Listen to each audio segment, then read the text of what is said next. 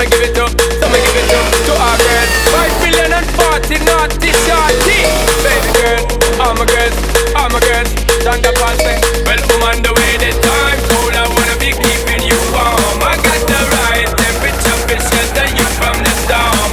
Hold on, girl, I got the right tactics to turn you on. And girl, I wanna be the papa, you can be the mom.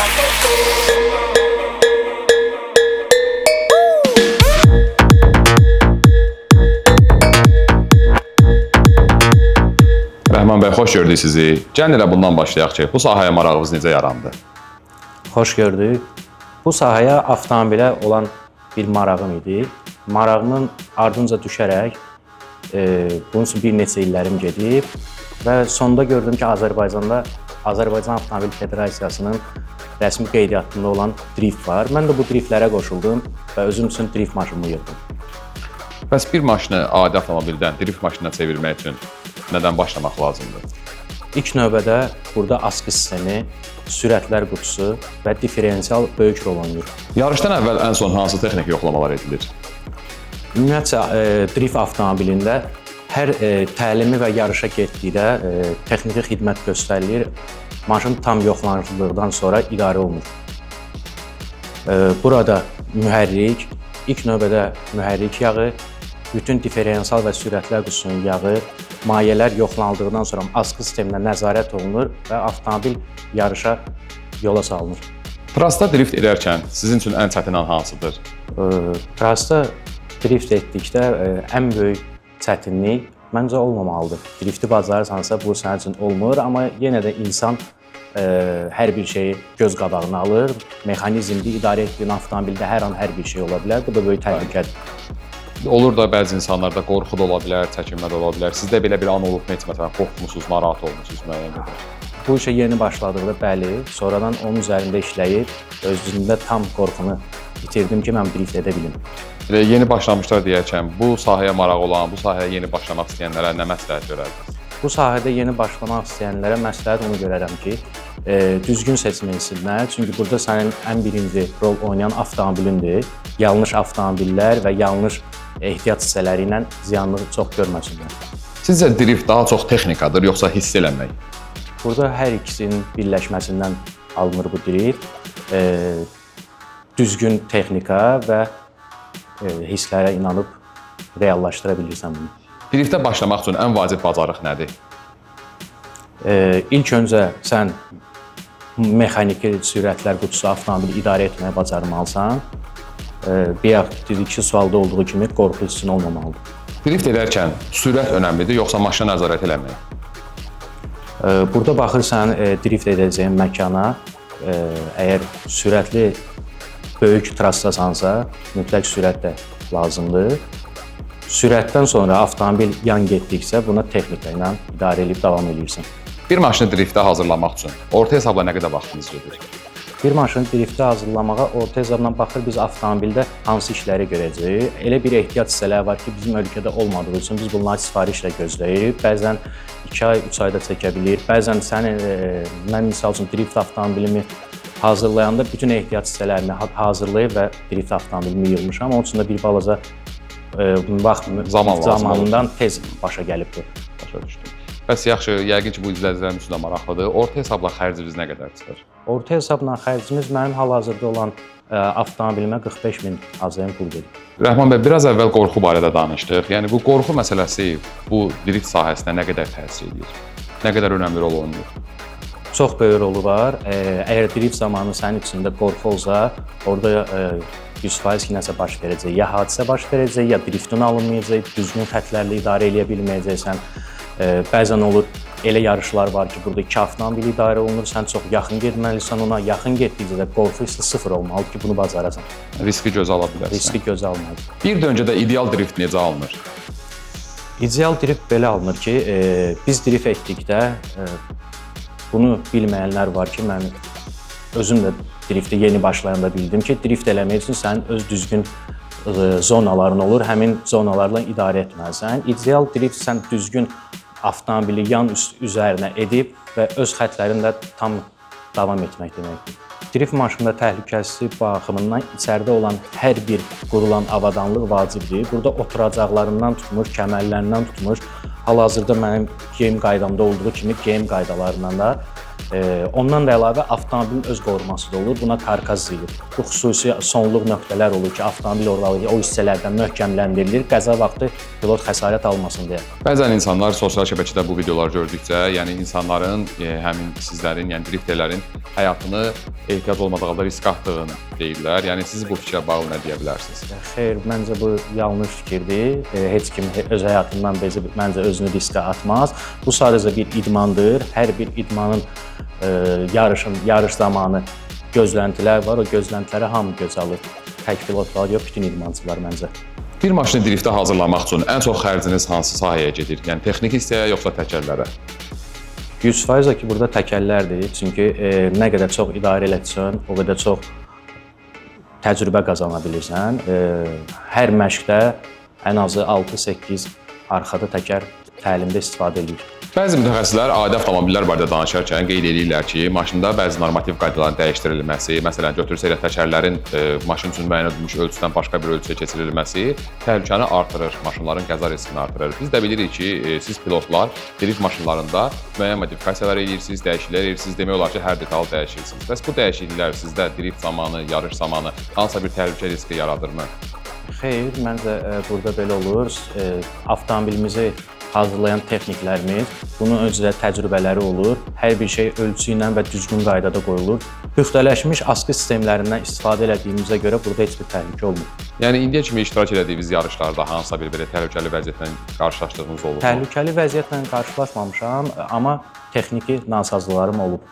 Drift zamanı bəs maşının sizin dırnaq içində desək, sözünüzə baxmadığı anlar olubmu? Məncə drift vaxtı demək olar ki, avtomobil ilk anından sənin sözünə baxmağa qulaq asmır və bunu sən idarə etməyi bacarmalısan. Bəs bu yaşadığınız hər hansısa bir problemlə bağlı, yəni bu texniki bir problem olub, yoxsa maşında olan modifikasiyalar səbəbindən yaranan bir problem olub? Yox, burada texniki məncə problemlər olur. Belə bir an deyim, mən öz avtomobilimlə ölkədə hazırlayıb, tam okey olub, başqa ölkəyə yarışa getmişəm, həmin ölkədə görmüşəm ki, bu avtomobil burada mənə yararlı deyil. Bəs sizdə o nə ilə bağlı olub? Burada məncə təcrübədir. İndi isə zəhmət olmasa keçək maşının yanına. Siz bizə maşında modifikasiya olunan sahələri göstərəsiniz. Maşında hansı funksiyalar doğru işləməlidir, hansı funksiyalar dəyişdirilməlidir, hansı funksiyalar dəyişdirilib, onlarla tanışdırın. Hal-hazırda biz maşının mühərrik sistemini görürük. Rəhman bəy, zəhmət olmasa bizə göstərərdiniz ki, mühərrik sistemdə əsas hansı dəyişikliklər olunub? Burada əsas mühərrikin özü dəyişilib. Bu mühərrik 4-6 mühərrikdir və mühərrikin nəinki üst hissəsində, iç hissələrində də dəyişimlər olub ki, biz orada yüksək atqüzü əldə edə bilək. Başqa və hansı dəyişikliklər var mühərrikdən başqa? Demək olar ki, biz burada gördüyümüz hər bir şey bu avtomobilin zavod istehsalına aid deyil. Burada soyuducu sistemdə, yağlanma sistemində, tormuz sistemində hər bir sistem mühərrikə kimi başqa modellərlə əvəz olunub. Bəs önəmli olan əsas el dilində desək, maşının ön hissəsi çəkir yoxsa arxası çəkir? Yox, driftdə mütləq şəkildə arxa çəkməlidir və blokirovka deyilən bir MOS sistemi var.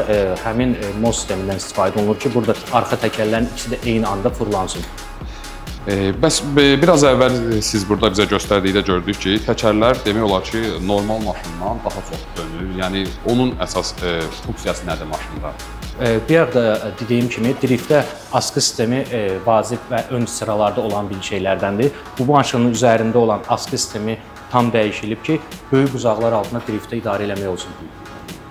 Bəs ötürücü sistemdə əsas? Ötürücü sistem mexaniki sürətlər qutusudur, BMW-nin özünə məxsusdur, mühərrikim də BMW-nin özünə məxsusdur. Demək olar, mən BMW-ci olduğuma görə BMW-yə başqa bir şey qoymamışam, ancaq BMW-yə də olanları qoymuşam. Yəni ötürücü sistemdə hansısa bir dəyişiklik olunur? Xeyr, bu mühərrikin, 4-6 mühərrikin öz manual sürətlər qutusundan istifadə olunur. İstifadə edirsiniz. Bu maşının bəs at gücü nə qədərdir və siz dəyişiklik eləyəndən sonra nə qədərə qaldırmağa nail olursunuz? Burada belə olur, zavod mühərrikin at gücü 250-86 olur. Biz dəyişimlər eləyib bunun 350 at gücünü çatdırmışıq. Yəni bunu siz elədikdə əsas məqsəd maşının sürətini artırmaq, daha sürətli çevik olmasını, yoxsa başqa məqsəd var? Bəli, burada maşının sənin mütləq şəkildə çevik olmalıdır ki, yarışlar zamanı rəqiblərdən geri qalmayasan. Bəs onun üçün başqa hansı dəyişikliklər edirsiniz maşında?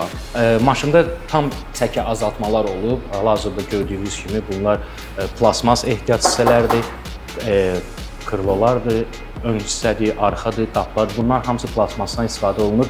Çəki minimum dərəcədə azaldılır. Maşını modifikasiya edərkən texniki cəhətdən ən çox yol verilən səhv hansıdır ki, siz məsləhət görürsünüz ki, onu eləməsinlər, o səhvə yol verməsinlər? Burada məncə düzgün mühərrik seçimidir. Çünki bizim sürətlənməyimiz hər bir vəziyyətdən çıxmağımıza mühərrikimiz kömək edir. Bizim mühərrik düzgün seçilməlidir ki, hər məşqündə, hər yarışında nasazlıq yaranmasın. Ola bilərmi ki, məsələn, maşına başqa model mühərrik modifikasiya olunsun? Bəli, olur. Demək olar drift maşınlarının 90%-ında beləsinədir. Bu pilotun öz seçimindən asılıdır və büdcədən asılıdır, yığacağın avtomobilin büdcəsindən. Biz mühərrik sistemindən danışdıq. Bəs askı sistemində, dönmə buzağında və yaxud ötürücülər qutusunda hansısa bir yol verilən yanlışlar varmı? Bəli, yanlışlıqlar olur. Məncə driftə yeni başlayanlarda belə olur. Mənim özümə də başıma gəlib. Askı sistemi bizim ölkədə olmadığı üçün, əldə edə bilmədiyim üçün mən onu qusar üsullarla düzəltdim və bu çox yanlış bir şeydir. Çünki burada ən azından deyim kimi driftdə sənin həyatın da önəmlidir. Burada Charlini deyilən sistem var, ondan istifadə olunur ki, heç vaxt belə deyim, təkər altından çıxmasın. Rəhman bəy, maşının salonunda əsas dəyişikliklər nələr olunub? Salonda əsas dediyim kimi qoruyucu karkazdır ki, bu karkaz hadisə vaxtı pilota heç bir zədə dəyməməsini qoruyur və burada əl əyləcəyindən istifadə olunur. Buna gidaruçnik deyilir el arasında. Drift avtomobilində belə bir şeylər olur. Adi avtomobildən fərqli olaraq, adi avtomobildə əyləc sistemimiz 4-ü də olur, amma drift avtomobilində əyləcdə ayaqda qabaqlar, əldə isə arxa tormozlar olur. Sən tormozlanma istəyən vaxtı, avtomobil yanakı sürüşdürmək istəyən vaxtı bu əyləcdən istifadə edirsən. Bəs Digər başlı bu bildiyimiz adi mexaniki sürətlər qutusudur, amma burada tənzimləmək olur ki, əraziyə görə. Mən 3-cü və 4-cü skorusla sürəndə burada tənzimləyib elə bilirəm ki, qabağı eləyəndə ancaq 3-ə keçirir, dalı eləyəndə 4-ə keçirir.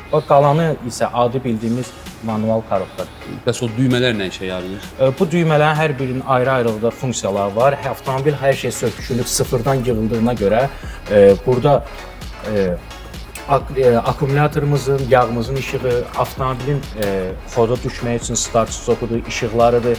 Burada şüşə silənlərindir. Belə şeylərdən istifadə olunur. Bəs digər orada olacaq. Burada gördüyümüz bu hissə, qab bizim əl əyrəcimizdir və əl əyrəcimizin mayeəsi var içərisində.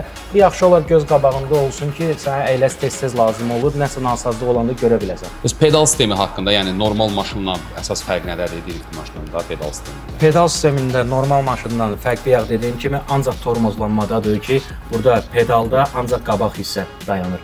Bəs Rəhman bəy, belə deyim də, siz indi illərdir avtomobil idarə edirsiniz. Bu tərəfdən mənə maraqlıdır ki, yəni bu avtomobili idarə etmək sizin üçün daha çətindir, yoxsa adi avtomobili idarə etmək sizin üçün daha çox çətinlik yaradır? Yox, belə deyim, bu avtomobili idarə edəndən sonra adi avtomobildə adam özünü çox sərbəst hiss edir. Yəni bu daha çətindir idarə etmək. Bəli, drift avtomobili çətindir, nəinki adi gündəlik sürücü avtomobil. Biraz əvvəl qeyd elədiniz ki, maşının bəzi detalları dəyişdirilib, yəni dəmirdən kaprona keçirilib. Mən səhv eləmirəmsə bu hissədə kaprondur. Əsas o hissələri göstərə bilərsiniz bizə? Bəli, burada avtomobilin tam arxa hissəsi plastikdən istifadə olunub və burada şüşələrimiz, yan şüşələrimiz, qaplar, sadəcə burada bir dənə dəmir qalan avtomobilin tam hissəsidir. Bəs onun xüsusi önəmi var, mütləq dəmir qalmalıdır. Xüsusi önəmi yoxdur, xeyr, hal-hazırda mən sifariş elədiyim üçün gözləyirəm. Gələcək, onun da bu avtomobildə karkaz olduğuna görə rahat plasmasını istifadə etmək olar. Səhv eləmirəmsə, arxa faralar da yoxdur deyəsən. Bəli, arxa faralar bu şəkil kimidir, çünki tez-tez zədələnən bir şeydir, qiyməti də elə ucuz da bir şeydir ki, tez-tez bunu əldə edirik. Bəs təkərlərin ölçüsü əslində necə olmalıdır və siz necə dəyişmisiniz? Təkər ölçüləri avtomobilin at gücünə görə hesablanır. Burada belə olur. Mən 17-lik 235 razmer təkərlə arkada idarə edirəm. İdarə edirsiniz. Əslində amma elə olmalı deyil, səhv eləmirəmsə, yoxsa? Yox, istifadə oluna bilər. Normativdə də istifadə oluna bilər. Bu mənə hal-hazırda drift eləyəndə yaxşı drift eləyib və rahat idarə etməyimə kömək olduğu üçün 235 razmerdən istifadə edirəm. Yəni o hər bir pilotun öz rahatlığına görə müəyyənləşdirilir. Bəli, hər bir pilotun öz seçimidir və mühərrikin dediyim kimi at gücünə uyğun olaraq təkər ölçüləri seçilir. Təşəkkür ederim. Rəhman bəy, maşının bütün incəliklərlə demək olar ki, tanış olduq. Bəs bizə maraqlıdır ki, bu maşını idarə etmək üçün, belə deyim, yarışlarda iştirak etmək üçün hansısa bir sertifikata, sənədə ehtiyac varmı? Bəli, burada Azərbaycan Avtomobil Federasiyasının verdiyi lisenziya böyük rol oynayır. İzləyicilərimizə də göstərək. Dəyərli izləyicilər, indi isə pilotumuzun drift şousunu izləyəcək.